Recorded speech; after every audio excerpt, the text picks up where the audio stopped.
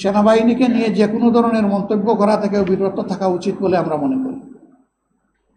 এই বিষয়টা একটা দেশের সার্বিক নিরাপত্তার সাথে সংশ্লিষ্ট।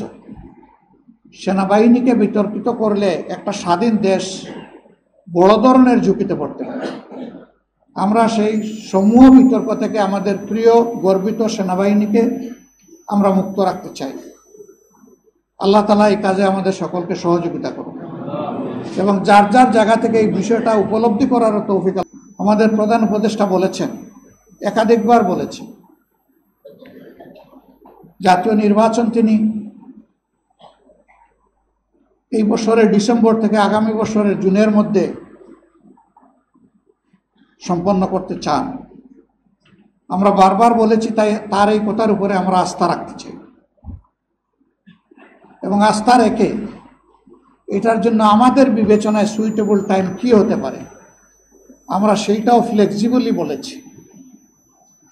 আমরা তাকেও বাধ্য করতে চাই না। আমরা কেন বাধ্য করতে যাব?